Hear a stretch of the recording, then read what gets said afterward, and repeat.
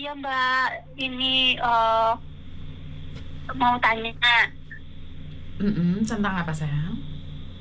Kan gini Mbak, aku kan sebenarnya kontrak aku belum habis karena kakek aku kan kemarin itu meninggal. Oke Mbak, sebentar. Kamu tahu kan setiap kali telepon masuk Tahu, ke saya iya tahu, secara tahu. langsung Iya, dan tidak tahu. langsung masuk YouTube sama di Tahu. Facebook. Oke. Iya. Gimana? Terus habis itu Mbak, habis kakek aku meninggal kan aku kalau yang tanda tangan kakek aku kan otomatis aku kan harus keluar 2 minggu setelahnya kan. Bukan, kamu harus keluar hari itu juga, bukan 2 minggu setelahnya. Oh, tapi kok kata agentku kok gitu ya Mbak? Maksudnya dikasih waktu 2 minggu baru keluar dari sini gitu Mbak, katanya Mbak Yun. Oh, oke, teruskan saja, nggak apa-apa, teruskan saja terus. Terus, nah habis itu, lah masalahnya kan sebelumnya aku tuh paket Mbak. Nah, paspornya itu kebawa ke paket baru 12 hari Mbak. Terus gimana ini Mbak? Aduh, ya nggak apa-apa loh, buat lagi di KJRI. Bisa Mbak? Bisa, ya kamu ngomong aja apa adanya. Iya, langsung datang ke KJRI gitu ya Mbak. Terus Betul. bawa apa ya Mbak persyaratannya Mbak? Ya bawa kontrak kerja semua yang kamu punya, terus kamu ngomong sama agenmu, kamu sudah dapat majikan baru. Belum, ini orangnya tuh masih mau nyariin. Terus katanya gini, ya kalau kamu paspor kamu sama kontrak kerja kamu nggak ada gimana? Ya udah kamu pulang Indo, kata dia gitu Mbak. Siapa yang bilang gitu? Agenku. Masa agent nggak ada solusinya sih? Terus kamu mikir sendiri, aku digituin Mbak barusan. Kan aku tadi kan habis beresin barang kan Mbak. Maksudnya ya udah ini sisanya aku paketin lagi kalau dapat majikan lagi biar nggak banyak barang gitu loh Mbak. Oke, Terus, kamu hari kapan kamu meninggal sayang? Kemarin malam. Kemarin malam itu tanggal berapa Cinta? Tanggal 17? Iya, tanggal 18 hari Minggu tuh loh. 18. Iya. Hari Minggu tanggal 19 sayang. Iya kemarin pokoknya ini 20 ya. Okay. Iya tanggal 19. 1, 2, 3, 4, 5, 6, 7, 8, 9, 10, 11, 12, 13, 14. Jadi jika kamu tidak mendapatkan majikan sampai tanggal 4 Maret, maka kamu harus keluar dari Hong Kong. Gitu ya Mbak. Betul. Terus gini Mbak, kalau besok aku ke kantornya Mbak Yuni bisa nggak? Aku di kantor. Aku bisa bantu kamu, nggak apa-apa. Aku nggak punya kantor, kamu bisa datang ke rumahku sayang. Oh yang di itu ya, yang di Exit A itu bukan? Ya bukan saya sudah nggak punya kantor. Yang video baru itu kan rumah itu kan? Betul, rute rumah singgah.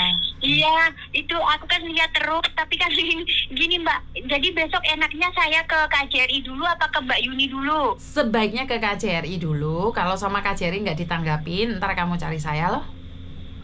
Ya udah besok nanti kalau nggak ditanggepin aku nelpon Mbak Yuni ya. Betul. Biasanya jam berapa Mbak ke KJRI? Biar ke KJRI sebaiknya kamu pagi lebih baik pagi. Kamu ceritakan apa yang terjadi di sana. Iya. Paspor saya kepaket Pak, ini gimana? Saya sudah majikan saya meninggal pas saya kepaket. Jadi saya harus bagaimana, tanyakan sama KJRI. Nah, setelah itu kalau KJRI tanggapannya seperti apa, kamu ngomong langsung sama saya. Ntar bagaimananya saya akan bantu. Kalaupun ada majikan yang mau sama kamu, saya juga kalau bisa saya bantu. Kamu mau cari majikan yang seperti apa sih? Iya, maksudnya gini, aku sekalian cariin majikan. Oh, kamu maunya majikan yang seperti apa? Jaga apa sayang? Aku dari dulu tuh jaga ini orang tua, aku nggak bisa jaga anak Mbak Yun. Jadi bisa nggak cariin yang orang tua? Ada jaga kakek nenek, mau nggak? Nggak apa-apa, pokoknya orang tua aku nggak mau, anak aku nggak bisa Mbak. Oke, Hoa sebentar ya. 哥哥啊，一個姐姐咧有想要揾僱主喎，你試下同佢傾下偈先。收埋個電話號碼，跟住叫佢應該係你要做乜嘢啊？你同姐姐講。姐姐，你幫細哥哥。梗係你打電話，出去。喂，姐姐。Oke. Sekali lagi saya tegaskan bahwa saya bukan agent, saya tidak ingin keliru dan saya tidak ingin terjadi fitnah karena ini adalah kamar saya. Yo, ini kamar saya. Jadi ngapain aja saya ini ya ini? Lagi resik-resik. Jadi saya bukan pegawai agent. Pekerjaan di rumah saya kan bisa bantu karena saya kenal beberapa agent yang butuh cecek. Jadi saya akan ikut prosesnya untuk melihat bagaimana dan seperti apanya. Banyak orang yang kemarin sempat bilang bahwa saya itu agent, terus Mariono mau grebek saya. Yo, saya digrebek apa ngene, kasur yang digoleki. Dan saya bukan pemilik boarding house karena saya tidak menyewakan rumah. Jadi kalau kalian tidak ada tempat tinggal, bukan berarti saya itu punya boarding house. Itu karena saya menyediakan tempat buat seseorang yang membutuhkan. Contohnya apa? Oke, saya kasih tahu. Ini rumah saya. Mati, let's save kau tinwa rumah. Oke, ini kamar saya. Tak buka lampu dulu ya. Oke, ini suasana rumah saya. Kamar mandinya. Terus ini dapur rekaman saya, dapur rekamannya Pak Tony. Terus, oke. Ini kamarnya Koko Thomas. Ngapain nggak? Busy ya, nggak tahu dia mau ngapain, nggak tahu. Jadi kamar 2, terus kenapa? Karena ada ruang sisa. Jadi saya kasih tahu ya, ada kamar sisa di sini. Kenapa? Tapi saya tidak menerima banyak orang. Yo, Mbak, sama dilihat dikit, Junggelo dikit, kan kakek tau di kamera. Jadi ini ada kamar sisa. Bukan kamar sisa loh, kamar sisa gitu ya misalnya orang ngerti. Nah ini kamar mandinya 2 ya. Terus ini mesin cuci. Nah, enek wong sih tok nek kene sing ndelik wong junggel ya, takon junggel dikit ya. Jadi saya menyediakan tempat ini bagi yang membutuhkan. Jadi apakah saya itu menerima anak boarding house? Tidak. Wes Mbak, Josusi lain junggel Mbak, aku gak sambekan. Dan ini adalah makanan sumbangan dari kalian. Waduh, aku jadi untuk sumbangan nih saat ini kayak lho Mbak. Oke. Ini nek kopi, nek gelasnya wis ana ya. Kopi ini nanti iki. Iki kopi iki. Jadi buat teman-teman kopi sak koper jarene. Iki terima kasih berhasil J1. Iki. Oh iya. Ini sumbangan ya. Ini saya tidak tahu siapa yang memberikan, tapi saya ucapkan banyak-banyak terima kasih sekali. Jadi ini adalah suasana rumah saya. Jadi ini buat yang memerlukan saja. Jadi kita ada 2 ya. Yang atas ini buat kalian, yang bawah ini buat kita. Saya sama keluarga saya sendiri. Jadi saya sama anak saya tuh tidak bekerja, selalu ada di rumah. Karena itu buat teman-teman jangan salah paham ya, saya bukan agent. Jadi ini sangat bagus sekali ya, bunga saya. Oke. Tidaklah banyak barang di rumah saya. Oke. Makan kerupuk. Oke. Jadi buat teman-teman di luar sana, saya sangat berterima kasih sekali. Walaupun saya bukan agent, Anda masih percaya sama saya. Itu adalah sesuatu yang sangat mahal bagi saya. Kepercayaan itu sangat mahal, karena itu saya semaksimal mungkin untuk menjaga kepercayaan dari kalian. Karena tanpa kalian saya itu bukan siapa-siapa. Banyak yang bilang tanpa kalian saya pasti bisa. Banyak agent dengan sombongnya mengatakan bahwa tanpa pembantu pun bisa. Tapi bagi saya tidak bisa. Tanpa kalian saya tidak bisa bergerak kemanapun, karena saya dapatkan rezeki dan nafkah walaupun sesuap nasi itu dari kalian. Apalagi saya cuman fokusnya sekarang di YouTube ya. Jadi saya cuman main YouTube, apa yang bisa saya andalkan. Jadi apakah saya mengemis? Tidak juga ya. Saya tidak juga mengemis karena saya melakukan pekerjaan sebagai YouTuber. Aku gak ngerti YouTuber apa bukan, intinya adalah saya bermain di YouTube dan saya enjoy karena suami saya juga melarang saya untuk bekerja, ya saya nikmatin. Sebenarnya sudah dari lama suami saya juga mendukung untuk membuka kantor, tapi karena setelah COVID ini kita punya rencana banyak liburan dan anak saya juga akan pulang Indonesia, maka kami memutuskan untuk tidak mendirikan perusahaan apapun ya. Jadi sebenarnya menikmati dan enjoy aja. Dan juga satu hal, mbaknya ini tadi kan kita membahas tentang mbaknya yang kehilangan paspor. Bukan kehilangan paspor, paspornya kekirim ke Indonesia. Ini adalah sesuatu yang nyata. Jadi ini adalah sesuatu yang sangat mengagetkan sekali. Kenapa sih kalau paspor TKW digadekan itu lebih mahal daripada paspor saya yang residen? Bahkan tidak ada orang yang mau menerima paspor saya digadekan. Miss Yuni pernah nyoba? Pernah. Salah satu teman saya itu sempat butuh uang dan dia dikenalin ke rentenir, ternyata karena dia adalah pemegang permanen, nggak laku. Paspornya nggak laku. Kenapa? Karena mereka bilang kalau orang permanen kan buat paspornya gampang. Jadi tidak susah karena mereka sudah punya perlengkapan sendiri kan, tidak mungkin dimaki-maki juga kalau bilang paspornya hilang atau apapun. Tapi ini adalah kendala buat para TKW. Koreksi saya kalau saya salah ya, karena saya cuma mendengarkan informasi yang dari luar saja. Koreksi saya kalau saya salah. Jadi saya minta maaf buat KJRI kalau mungkin kata-kata saya ini kurang enak atau buat mbak-mbaknya yang rentenir ini kurang enak, saya minta maaf. Gini loh, masuk gak di logika kalian? Kalau paspor buatnya murah, kalau paspor buatnya gampang, kalau paspor hilang buatnya gampang, rentenir pegadaian paspor itu nggak laku. Benar tidak? Ada yang setuju nggak dengan saya? Ada yang setuju nggak dengan saya? Maksud saya adalah sama kayak KTP Hong Kong. Karena saya sendiri itu sering kehilangan KTP ya mbak ya. KTP Hong Kong itu mau hilang kayak 1 bulan sekali hilang. Karena saya pernah 3 bulan sekali hilang KTP saya. Saya itu pernah sampai KTP sama ATM itu hilang, sampai pihak bank nanyain, wah kamu hou colo ya, kamu itu siusam ya. Jadi saya itu dikatakan seperti itu sama pihak bank dan pembuatan KTP. Tapi ya tidak dipersulit. Waktu buat KTP ya udah, KTP mau bayar ya buat aja. Kalau kamu mau setiap bulan buat KTP pun nggak apa-apa, mereka ngasih. Karena itu KTP kalau digadein kan nggak laku, karena data-data kita sama dan pembuatannya lebih mudah. Tapi kalau paspor, ini koreksi saya kalau saya salah. Setahu saya ada beberapa mbaknya ini yang paspornya hilang, benar-benar hilang atau digadaikan ya. Ini yang sering saya dengar dari curhatan itu adalah dimarahin dulu sama KJRI, terus diancam. Koreksi saya kalau saya salah, diancam suruh pulang aja loh. Otomatis kan kalian takut, menggigil dan bingung. Waduh, aku lek mulai piye iki? Utangku urung lunas iki. Otomatis kan kalian ketakutan.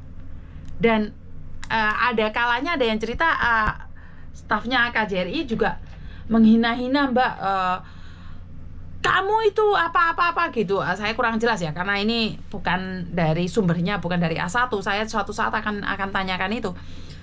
Artinya adalah karena pembuatan paspor sulit, maka para rentenir itu memanfaatkannya dengan mengambil paspor sebagai jaminan. Benar nggak? Dan sangat laku sekali ya paspor ya. Dari harga 2.000, 3.000, 4.000, 5.000, 6.000, 7.000, 8.000. Oh, 8.000. 12.000. Sampai ada yang laku 12.000 ya kalau tidak salah di curhatan itu. Jadi sangat dahsyat sekali ya paspor digadaikan seperti itu. Saya masih nggak ngeh ya, dalam pikiran saya tuh saya nggak ngeh. Paspor kok laku berat gitu. Tapi kalau seandainya paspor itu buatnya gampang, paspor hilang buat lagi, paspor hilang buat lagi. Yang penting kamu mau bayar ya buat. Mungkin tidak ada orang yang mau mengambil paspor digadekno. Bener nggak? Setuju nggak? Seandainya buat paspor gampang itu, maka tidak ada yang menggadaikan paspor. Dan ini saya bukan tidak pernah dengar. Saya sempat dengar juga Filipina ada yang gadein, tapi nggak seramai Indonesia. Atau memang karena saya bukan orang Filipina ya. Tapi saya sempat menanyakan dari beberapa orang Filipina, mereka bilang enggak lah, paspor kan punya kita, nggak mungkin dong digadein kemana lagi. Jadi saya kurang tahu aksesnya itu untuk anak Filipina tuh untuk Gadein paspor itu lebih sulit, apa lebih nggak laku, atau seperti apa? Tapi Indonesia tuh paspor gaden itu jos gandos loh. Laku berat paspor laku berat. Hanya ada di Hong Kong. Paspor berlaku 20 juta. Bukan 20 juta, Miss. Iya, 20 jutaan loh. Kalau sampai 12.000, 20 juta lah paspor harganya. Sampai 10 juta. Kan ya aneh loh. Atau karena memang prosesnya sulit itu, jadi dari pihak rentenir itu salah gunakan urusan negara ya. Tapi kalau saya sendiri sih merasa kalau paspornya dipermudah, saya rasa ya nggak ada itu rentenir pegadaian paspor itu, saya rasa tidak laku, pasti tidak laku. Anggap aja kalau paspor hilang, buat lagi bayar 700. Paspor hilang pertama bayar 700, kedua hilang bayar 1.000, atau ketiga hilang bayar 2.000. Jadi dengan syarat-syarat yang dipermudah ya. Maksud saya ojo dimaki-maki, ojo dilolokno ya. Koreksi saya kalau saya salah. Ini yang saya dapatkan informasi bahwa staf yang menginterogasi itu menyerang mental. Ngantem mental, ngajar mental. Karena ada salah satu anak yang paspornya hilang, ditemenin oleh salah satu temennya. Siapa itu? Ngapain kamu ikut ke sini? Bener nggak Kak Jerry? Saya kurang tahu ya, karena saya tidak tahu. Yang saya ngerti Kak Jerry itu the best buat saya. Saya ngerti Kak Jerry itu adalah tempat di mana perlindungan yang sangat hebat sekali menurut pendapat saya. Saya tidak tahu menurut pendapat Anda ya. Ini adalah pendapat saya. Saya berpendapat bahwa Kak Jerry itu top jos gandos. Mereka itu memperhatikannya dengan cepat tanggap. Itu yang saya alami. Kasusnya Mbak Kotimah belum sampai 1 bulan piar. Dan sekarang saya lagi mengajukan kasusnya Mbak Yeni. Saya tidak tahu KJRI akan menjalaninya dengan cepat atau tidak. Dan karena suaminya mencari, saya harap KJRI juga menanggapinya lebih cepat lagi. Jadi saya selalu bilang bahwa KJRI adalah terhebat dan cepat tanggap. Jadi buat teman-teman yang di luar sana, saya tunggu komen-komen kalian. Menurut kalian, KJRI cepat tanggap nggak? Bagaimana dengan pengolahan paspor? Siapa yang pernah dimaki-maki saat buat paspor? Silahkan tinggal komennya. Dan siapa yang merasa KJRI itu is the best? Saya butuh komen kalian. Jadi saya bisa tahu bahwa pendapat saya mungkin tidak sama dengan pendapat kalian. Tapi saya tetap berpendapat bahwa ini adalah KJRI saya. Pastinya dia melakukan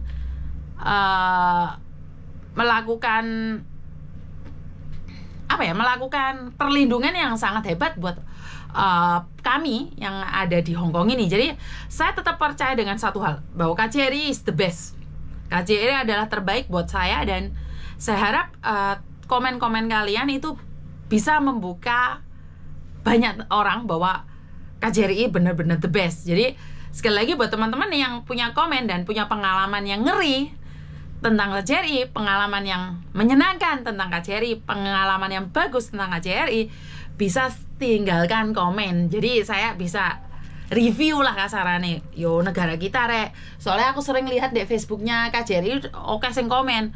Lek libur cepat tanggap, lek liane nggak cepat tanggap. Tapi kan saya tidak pernah tahu. Saya tidak pernah tahu itu semua. Saya cuma baca komen dan nggak ada yang bilang bahwa KJRI itu nggak bagus, nggak ada. Semuanya bilang bahwa KJRI is the best. Ini menurut persepsi saya. Jadi teman-teman di luar sana, saya tunggu komen kalian yang sudah pengalaman dengan pembuatan paspor. Bagaimana mengisi formulirnya? Apakah ada calo di bawah? Apakah harus bayar di calo juga? Apakah pelayanan di KJRI pembuatan paspor itu harus dibentak-bentak dulu, harus dimaki-maki dulu, atau dipersilahkan dengan manis, dengan kesan keramah tamahan kita sebagai warga negara Indonesia? Dan bagaimana dengan antriannya, bagaimana dengan pembayarannya? Saya tunggu komen kalian, karena saya rasa pihak KJRI, kalau dibandingkan dengan dulu ya, kalau dibandingkan dengan 10 tahun yang lalu, sekarang KJRI itu menurut pendapat saya is the best. Jadi itu aja pendapat saya tentang paspor yang digadaikan itu, karena pembuatan paspor sangat sulit, maka penggadaian paspor itu sangat mahal. Jadi saat paspor kita laku mahal itu karena sulitnya mendapatkan paspor baru. Itu koreksi saya kalau saya salah. Saya minta pendapat kalian, dan kurang lebihnya saya minta maaf, dan wassalamualaikum warahmatullahi wabarakatuh. Berkat Tuhan mengalir atas hidup kita semua. Semoga semua makhluk hidup bahagia, dan terima kasih. Bye-bye.